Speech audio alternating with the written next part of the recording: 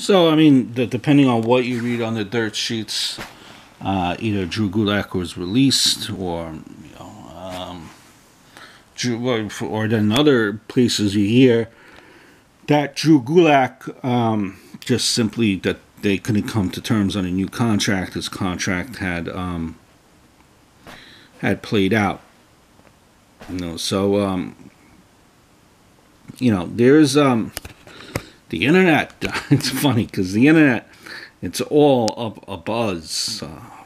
Wow, so many people are like, oh, should go to AEW. So as soon as a wrestler is released or they don't resign, everyone thinks that they should go towards AEW.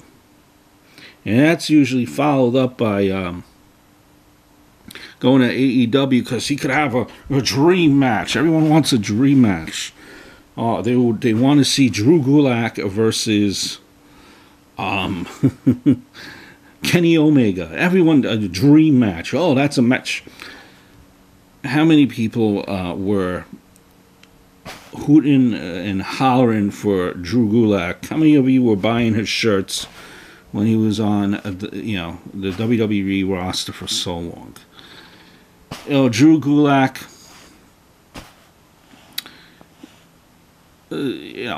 From stories that you hear, what we're saying is, Daniel Bryan handpicked Drew Gulak. That's someone that he wanted to work with, right? Do a program with. How Drew Gulak was his teacher, his trainer over Daniel Bryan, a former world champion, never really clicked with me or made sense with me. But I got it because it gave Drew Gulak a sense of legitimacy, a sense of importantness. See, what happens with, WWE is a big company, huge company with many entertainers, wrestlers. It's a big corp. There is, Drew Gulak, I think, had reached his ceiling, honestly. I don't think there was really much further that Drew Gulak could have gone. And that's all right.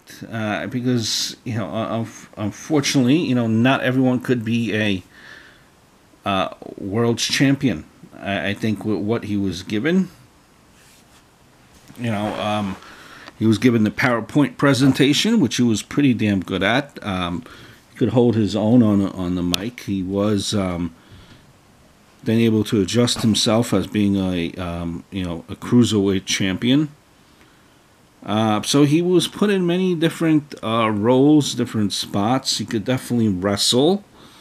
I think the highlight of his career is being in a program with Daniel Bryan. But, before all this news came out, no one really was, hollering for Drew Gulak to be on TV. Drew Gulak, unfortunately, I don't know, and no fault of his own, the bar is so high, what everyone expects wrestlers to be because of the Attitude Era, with charisma and wrestling and all of this, when unfortunately, for the most part, Drew Gulak is pretty average, run of the mill, pretty vanilla.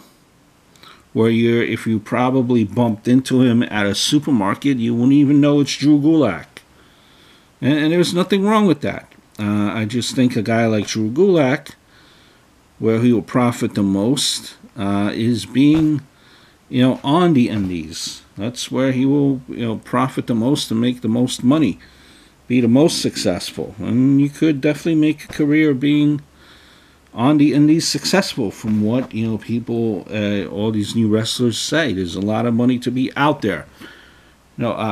Obviously, once things get back to normal, it will be, I'm sure, hopefully, as much out there as there was before all of this.